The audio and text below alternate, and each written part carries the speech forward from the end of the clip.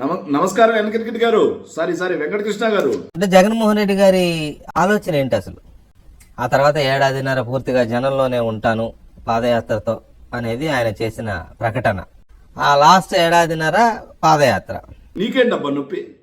జగన్మోహన్ రెడ్డి గారు పాదయాత్ర చేస్తారంటే నీకేంది నొప్పి? జగన్ గారు పాదయాత్ర అని అనౌన్స్ చేయగానే నువ్వు పురిటినప్పులు పడతా ఉన్నావు ఏందబ్బా? నాకు అర్థం కావట్లేదు అసలు. ఇంకో ఏడాదిన్నర రెస్ట్ అని నీకెవరు చెప్పారు?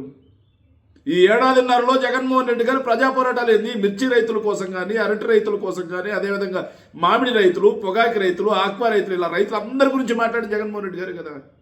కోటి సంతకాల సేకరణ పేరుతో ఏదైతే మెడికల్ కాలేజీలు ప్రైవేట్ పరం చేయకూడదని చెప్పేసి వైఎస్ఆర్ కాంగ్రెస్ పార్టీ శ్రేణులను మొత్తం సమాయత్తం చేసి రోడ్డు మీద పంపించింది జగన్మోహన్ రెడ్డి గారు కదా.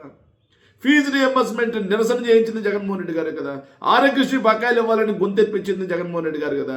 రైతన్నకు మద్దతు ధర దొరకాలి అని చెప్పేసి మాట్లాడించింది జగన్మోహన్ రెడ్డి గారు కదా. ఇలా రాష్ట్ర వ్యాప్తంగా వైఎస్ఆర్ కాంగ్రెస్ పార్టీ శ్రేణులు ఓడిపోయిన 2 నెలల నుంచి రోడ్డు మీద ఉన్నారంటే కేవలం జగన్మోహన్ రెడ్డి గారిని చెప్పిన స్ఫూర్తే కదా. ఇక ఎక్కడ ఖాళీగా ఉన్నాం? అసలు నిజమేంటంటే ఈ ఏడాదిన్నర పాటు నిన్న ఏలూరుతో మొదలుపెట్టి ప్రతి వారం ఒక కాన్స్టిట్యున్సీకి సంబంధించినటువంటి కార్యకర్తలు అందరితో కలుస్తాను, వాళ్ళ బాధలు వింటాను, వాళ్ళ సమస్యలు తెలుసుకుంటాను, అట్ ది సేమ్ టైం వాళ్ళకి దిశానిర్దేశం చేస్తాను అనేది జగన్మోహన్ రెడ్డి గారి ప్లాన్. దాన్ని కాస్త నీకు నచ్చినట్టుగా వక్రీకరించుకుంటూ పోతానే ఉంటావు. నువ్వు ప్రజా సమస్యల మీద పోరాటం చేస్తానని కూడా జగన్మోహన్ రెడ్డి గారు చెప్పారు. ఎలక్షన్లకి వెళ్ళాలి, ముఖ్యమంత్రి అవ్వాలి అంటే పాదయాత్రేనా?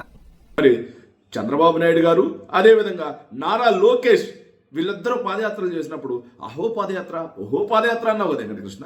మరి అప్పుడు పాదయాత్రలు చేయాల్సిందేనా అని చెప్పేసి ఎందుకు అడగలేకపోయావు నువ్వు? అంటే జగన్మోహన్ రెడ్డి గారికి ప్రజలు ఓట్లేస్తే అయితే ముఖ్యమంత్రిగా కూర్చోవాలి, లేకపోతే బెంగళూరు ప్యాలెస్లో కూర్చోవాలి. ఇంకా అంతకుమించి రెండో పని లేదు. ఇంకా అయితే ముఖ్యమంత్రిగా సెక్రటేరియట్లోనో ఇంట్లోనో కూర్చోవాలి ఆయన ఆలోచన, లేదంటే బెంగళూరు ప్యాలెస్లో కూర్చోవాలి. కాబట్టి ఇప్పుడెక్కడ అసెంబ్లీ ఇవన్నీ ఏమి లేవు. ఇంకా అయితే ముఖ్యమంత్రిగా కూర్చోవడం లేదా బెంగళూరు ప్యాలెస్లో కూర్చోవడం బాబు నీకు పచ్చరాబీస్ పరాకాష్ఠకు చేరినట్టుంది వెంకటకృష్ణ. ఎందుకంటే నువ్వు మాట్లాడే మాటలు ఎలా ఉన్నాయంటే పచ్చరాబీస్ పరాకాష్ఠకు చేరుకొని అబద్ధాలు నోటి వాంతుల్లాగా మాట్లాడుతూ ఉన్నావు నువ్వు. నిజంగా నీకు దమ్ముంటే వెంకటకృష్ణ ఒక ఛాలెంజ్, ఓ లెక్క తీసుకురా. ఈ 19 నెలల కాలంలో చంద్రబాబు నాయుడు గారు, లోకేష్, పవన్ కళ్యాణ్ ఎన్ని రోజులు ఆంధ్రప్రదేశ్లో ఉన్నారు? జగన్మోహన్ రెడ్డి గారు ఎన్ని రోజులు తాడేపల్లిలో తన కార్యకర్తలకి నాయకులకు అందుబాటులో ఉన్నారు అనేది వాళ్ళు లెక్క తీసుకురా, అయిపోద్ది కదా. నా దగ్గర లెక్క ఉంది జగన్మోహన్ రెడ్డి గారు ఎన్ని రోజులు తాడేపల్లిలో అందుబాటులో ఉన్నారని. నీ దగ్గర లెక్క ఉందా చంద్రబాబు నాయుడు గారు, లోకేష్, పవన్ కళ్యాణ్ ఎన్ని రోజులు ఉన్నారని? శుక్రవారం మధ్యాహ్నం వెళ్ళిపోవడం, మంగళవారం మధ్యాహ్నం వచ్చేయడం, అవి జాలం అన్నట్టుగా నెలలో 2 రోజుల పాటు విదేశీ పర్యటనకు 10 రోజుల పాటు వెళ్ళిపోవడం, ఇది కదా చేసింది. ఇక పవన్ కళ్యాణ్ గారు అయితే ఎప్పుడో ఒక రోజు ఇక్కడ తలుక్కుమండం, తర్వాత మిగతా రోజు అంటే హైదరాబాద్ మాదాపూర్లో కూర్చొని షూటింగ్లు చేసుకోవడం. నా దగ్గర లెక్క ఉంది వీళ్ళ ముగ్గురు కంటే కూడా జగన్మోహన్ రెడ్డి గారు ఒక్కరోజైనా తాడేపల్లిలో ఎక్కువ ఉన్నారని నా దగ్గర లెక్క ఉంది. నీ దగ్గర లెక్క ఉంటే తీసుకురా, మాట్లాడదాం వెంకటకృష్ణ. అంతేగాని బెంగళూరు ప్యాలెస్ అధికారంలో ఉన్న రోజుల్లో జగన్మోహన్ రెడ్డి గారు ఏ రోజు ఏదైతే ఆంధ్రప్రదేశ్ వదిలిపెట్టి పక్క రాష్ట్రాలకు వెళ్ళాల, ఏదో పర్యటనకి వెళ్తే వెళ్ళినట్టు ఫ్యామిలీ మాత్రం అక్కడే ఉంది.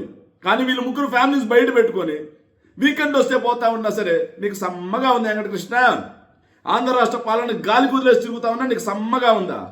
పూర్తి స్వేచ్ఛతోనే ఆయన పాదయాత్ర చేసుకోవచ్చు. కాకపోతే ఒకటి, పాదయాత్రతోనే రాజకీయాలు చేయాలనుకుంటున్నారా జగన్మోహన్ రెడ్డి గారు అనే పాయింట్ నెంబర్ 1 అయితే, రెండవది ఎందుకు జనం దగ్గరికి?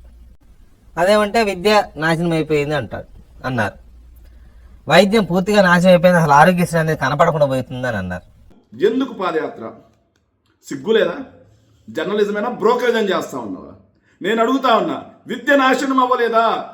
ఫీజు రియంబర్స్మెంట్ బకాయిలు 7,000 కోట్ల రూపాయలు పెట్టడంతో సర్టిఫికెట్ల కోసం తల్లుల యొక్క మంగళసూత్రాలు అదేవిధంగా ఆస్తులు తాకట్టు పెట్టుకొని విద్యార్థులు ఈరోజు అల్లు లక్ష్మణ్ అనే పరిస్థితి లేదా? నాడు నేడు స్కూల్స్ నిర్వీర్యమైన పరిస్థితి లేదా? పాఠశాలలో మధ్యాహ్న భోజన పథకం నిర్వీర్యం అవ్వలేదా? కనీసం వాటర్ కూడా ఇవ్వలేక 19 మంది పిల్లలు చనిపోయినటువంటి పరిస్థితి మీరు చూడలేదా? మనకు కనిపించవు కదా పచ్చకళ్ళకి. ఇక చూసుకుంటే 9 లక్షల మంది పిల్లలు గవర్నమెంట్ స్కూల్ నుంచి డ్రాప్అవుట్స్ అయ్యారు మీ 19 నెలల కాలంలో అంటే విద్య నిర్వీర్యమైనట్టా కానట్టా? దానికి వెంకటకృష్ణ సమాధానం చెప్పును. ఇక చూసుకుంటే వైద్యం 3,000 కోట్ల రూపాయల ఆరోగ్యశ్రీ బకాయిలు. మనిషి అన్నోడు పెడతాడా? మనిషి అన్నోడు పెడతాడా అన్ని బకాయిలు? హాస్పిటల్ నెట్వర్క్ హాస్పిటల్ మేము ఆపేస్తామని చెప్తున్నారు. అసలు ఆరోగ్యశ్రీ ఉందో లేదో తెలియదు. మరి వైద్యం నిర్వీర్యం అవ్వలేదా? నాడు నేడు ఆసుపత్రుల ఆధునీకరణ ఆగిపోలేదా? మెడికల్ కాలేజీలో ప్రైవేట్ వాళ్ళకి కట్టబెడుతూ ప్రజారోగ్యాన్ని కార్పొరేట్లకు కట్టబెట్టట్లేదా? మరి దాని మీద జగన్మోహన్ రెడ్డి గారు పోరాటం చేయాలా వద్దా? అన్నదాతలకు ఏదో అన్నదాత సుఖీభవ అన్నారు, అది పోయింది అన్నారు. ఇక చూసుకుంటే రైతుల గురించి మాట్లాడుతున్నాం. సిగ్గుందా? ఈ 19 నెలల కాలంలో ఏ పంటకి మద్దతు ధర ఉందని చెప్పి రైతన్న సంతోషంగా ఉన్నాడు. క్రాప్ ఇన్సూరెన్స్ ఇచ్చారా? ఉచిత పంటల బీమా చేశారా? ఇన్పుట్ సబ్సిడీ ఇచ్చారా? ఏమిచ్చారు మీరు? ఆఖరికి మోంతా తుఫాను మోచేత్తో నూకామని చెప్పారు కదా. మోంతా తుఫాను బాధితులకి ఈ రోజు వరకు 2 నెలలు దాటిపోయింది. ₹1 బిల్ ఈ ప్రభుత్వం ఆర్థిక సాయం చేసిందా? ఇలా రైతన్న నిర్వీర్యం అయిపోయాడు. కానీ జగన్మోహన్ రెడ్డి గారు అరటి రైతుల కోసం ఎకరాకి 20,000 లెక్కన తన సొంత డబ్బులు ఇచ్చారు జోగులు. అది జగన్మోహన్ రెడ్డి గారు ప్రజలకు చేస్తుంది. మాకు ఆ దమ్ముంది. మేము అధికారంలో ఉన్నప్పుడు చెప్పింది చేశాం. మేము చేశాం, మీరు చేయలేదు. మీరు చేయలేదని ఎండగట్టే దమ్ము మాకుంది. కాబట్టి మేము ప్రజల్లోకి ఆ రోజైంది, ఆ పాదయాత్ర కింద ఈ రోజైనా ధైర్యం కలగలం మేము. కానీ మీరు వెళ్ళలేకపోతా ఉన్నారు. చెప్పిన ఏ ఒక్క హామీ నెరవేర్చలేక మీరు మీ చంద్రబాబు నాయుడు గారు ఈరోజు ప్రజల్లోకి వెళ్ళడానికి భయపడతా ఉన్నారు. ఉద్యోగులు ఈరోజు అల్లు లక్ష్మణ అంటున్నారు, ఐఆర్ లేదు, పిఆర్సీ లేదు, అదేవిధంగా డిఎల్ ఇవ్వట్లేదు, అరియర్స్ లీవ్ అయితే సరెండర్ లీవ్స్ ఇవ్వట్లేదు, ఏమి ఇవ్వట్లేదు అని చెప్పి ఉపాధ్యాయులు అదేవిధంగా ఉద్యోగస్తులు అల్లాడిపోతా ఉన్నారు. మాకు దమ్ముంది వాళ్ళ దగ్గరికి వెళ్ళడానికి. లా అండ్ ఆర్డర్ అంటారా? కరెక్టే. ఇది మాత్రం చంద్రబాబు నాయుడు గారిని నిందించాల్సిందే. లా అండ్ ఆర్డర్ లేదు, ఎక్కడుంది? ఇక లా అండ్ ఆర్డర్ నిజమే రాధాకృష్ణ నిర్వీర్యం అయిపోయింది. ఎంతలా అంటే వైఎస్ఆర్ కాంగ్రెస్ పార్టీ శ్రేణుల్ని వెంటాడి నరుకుతున్నా పోలీసులు చోద్యం చూస్తారు. అదేవిధంగా వైఎస్ఆర్ కాంగ్రెస్ పార్టీ వాళ్ళ యొక్క ఆస్తులను లాక్కొని వాళ్ళని గ్రామాల నుంచి తరిమి కొడుతున్నా పోలీసులు చోద్యం చూస్తూ ఉంటారు. మహిళలకు రక్షణ కరువై చిన్నపిల్లల దగ్గర నుంచి పండు ముసలి వాళ్ళ వరకు అత్యాచారాలు జరుగుతున్నా పోలీసులు చోద్యం చూస్తూనే ఉంటారు. ఒక చిన్న మైనర్ బాలిక మీద తెలుగుదేశం పార్టీకి చెందినటువంటి కామాంధులు ఆ పాపని మార్చి అత్యాచారం చేసి గర్భవతిని చేసినా సరే తెలుగుదేశం పార్టీ వాళ్ళే చేసింది.